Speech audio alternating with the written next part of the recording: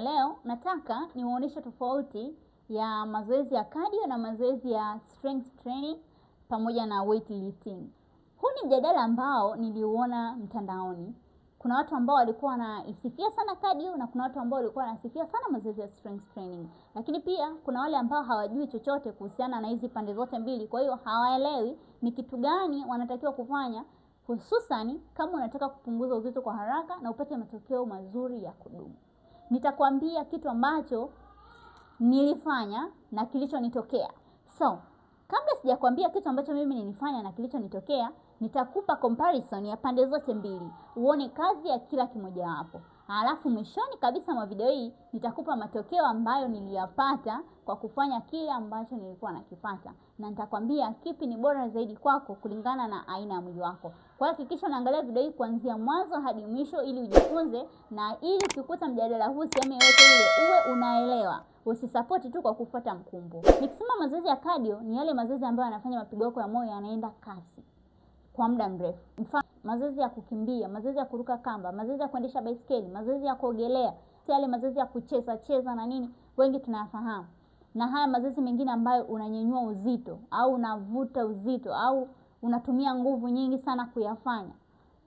Je, yapi kati ya makundi mawili yanafaa au ni bora zaidi kwa mtu ambaye anapunguza uzito? Utajua pande zote mbili na utajua kipi ni kipi na kipi kinafanya nini kulingana na matokeo ambayo unayahitaji. Kigezo cha kwanza ni cha kupungua haraka. Kati ya mazoezi ya cardio na mazoezi ya strength training, wapi unapungua haraka? Mazoezi ya cardio. Haya ni mazoezi ambayo yatakufanya uzito wako ushuke kwa haraka sana ukilinganisha na mazoezi ya kunyanyua chuma au kunyanyua uzito. Kigezo namba 2. Kati ya mazoezi ya cardio na mazoezi ya strength training, yapi ambayo unaanza kuona mabadiliko kwa haraka? Mazoezi ya cardio wiki ya kwanza hadi ya pili tayari utaona mabadiliko. Utapunguza uzito wiki ya kwanza hadi ya pili pale. Lakini kwa mazoezi ya strength training, matokeo yake au mabadiliko huanza kuonekana zaidi kuanzia wiki ya 3 ya 4 pale, inategemeana tofauti kati ya mtu na mtu. Kigezo kingine ni matokeo yake yanadumu kwa muda gani ukiacha. Kwa mtu aliyekuwa anafanya cardio, ukiacha cardio, matokeo yake yanadumu kwa muda mfupi sana. Unaweza kurudi kwenye uzito wako wa awali kwa haraka zaidi. Lakini kwa mtu anayefanya mazoezi ya strength training, matokeo yake ni yanadumu muda mrefu zaidi, kwa sababu amejenga misuli mingi ambayo itamwezesha kuendelea kuchoma calories kwa kiasi kikubwa. Kigezo namba 3, tutaangalia muonekano. Kwa mtu anafanya mazoezi ya cardio, muonekano wake unakuwa anapungua mwili mzima, hamna shape, unakuwa straight, kila sehemu inapungua, okay? Na mtu anayefanya mazoezi ya strength training, muonekano wake unakuwa na shape, anakuwa na misuli ambayo inampa shape, either ni glutes, ni hamstring, ni quads, mapaja, yani unakuwa una shape, mwili wako unakuwa pia toned, unakuwa na muonekano mzuri. Okay? Yeah, hapo unapata. Unataka nini? Unataka muonekano gani? Chagua. Uende kwenye cardio, unafanya cardio tu au unafanya na strength training. Kigezo kingine ambacho tunaweza tukaangalia ni upande wa afya. Kati ya mazoezi ya cardio na mazoezi ya strength training, yapi ni bora zaidi kiafya? Naweza nikakwambia yote haya ni bora kiafya, lakini inategemea. Mazoezi ya cardio ni mazuri sana kwa ajili ya afya ya moyo. Inasaidia kuondoa mafuta mabaya yanayozunguka mishipa ya kwenye moyo. So ni nzuri sana cardio. Na mazoezi ya strength training yanasaidia sana katika hormone balancing kiafya. Wale wenye matatizo ya hormone imbalance, ukifanya mazoezi ya strength utakuwa vizuri sana. So kila kitu kina nafasi yake. Nilifanya mazoezi ya cardio kwa muda mrefu sana. Mazoezi ya kuruka kamba, kukimbia. Nimekimbia sana ile milima ya Yudom guys. Nimekimbia mno guys. Kila siku jioni lazima niende kukimbia. Nilifanikiwa kupunguza uzito. Nilipunguza kwa haraka sana. Of course, nakubali nilipunguza uzito. Lakini tumbo langu nafikiri lilienda mahali. Lilibaki pale. Cardio ile ilinisaidia kupunguza mwili mzima, lakini tumboni mafuta yalipungua kwa taratibu sana. Kinafanya nakuwa mwembamba lakini na mafuta tumboni. Hiko ni kitu ambacho huwa kinawatokea watu wengi sana. Kama wewe ni miongoni mwa hao watu, comment hapo chini. Lakini usijali, kuna suluhisho ambalo hata mimi mwenyewe nililipata na ikawa sio shida zaidi kwangu. Mafuta ya tumboni hayaondoki kwa kufanya tu cardio au kufanya tu mazoezi ya tumbo peke yake. Unachotakiwa ni kutengeneza shape ya mwili mzima. Na kwa kufanya hivyo utafanikiwa kutengeneza misuli mingi ambayo hata ukiwa umelala usingizini, mafuta ya tumboni yataendelea kuchomwa na utaendelea kupata tumbo flat huku unatengeneza muonekano wako.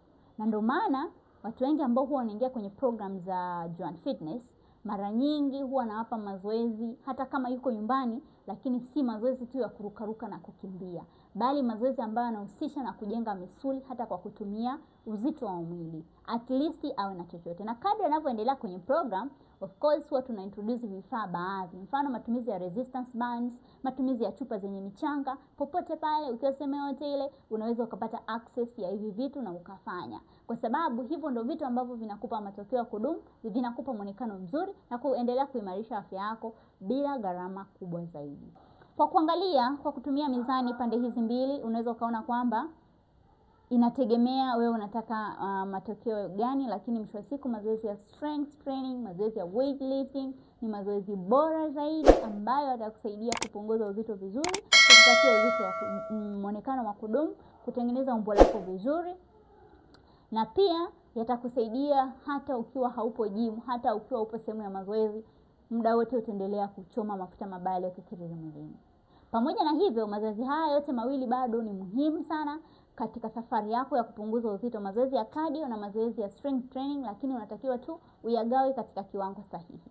Unaweza kufanya mazoezi ya strength training mara 3 kwa wiki, mara 2 hadi 3 kwa wiki, of course inategemea na malengo yako, na ukafanya mazoezi ya cardio kwa dakika 10 hadi 15 kulingana na aina ya mwili wako. Kuna aina ya mwili ambayo inahitaji zaidi cardio lakini pia inahitaji mazoezi ya strength training ya wepo, na kuna aina ya mwili ambayo inahitaji cardio kidogo sana na mazoezi ya strength kwa kiasi kikubwa zaidi. So unatakiwa utambue aina ya mwili wako. Mwisho wa siku nataka nikwambie kwamba mazoezi ya cardio na mazoezi ya strength training yote ni ya muhimu katika viwango tofauti. Okay? So usifanye cardio peke yake ukategemea ukapata matokeo mazuri ya kudumu, na usifanye mazoezi ya strength peke yake kama mwili wako unahitaji kuchoma calories zaidi na kushape misuli ionekane, usionekane tu umejaajaa na mafuta mabaya yaliyokithiri yapo kila kona. So mazoezi yote ni muhimu katika viwango tofauti.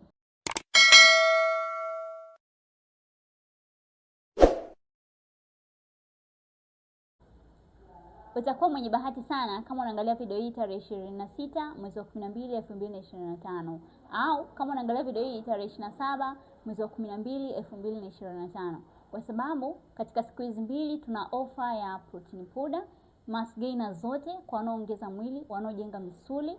Mass gainer zote zinauzwa kwa bei ya shilingi 40,000 tu badala ya shilingi 45,000.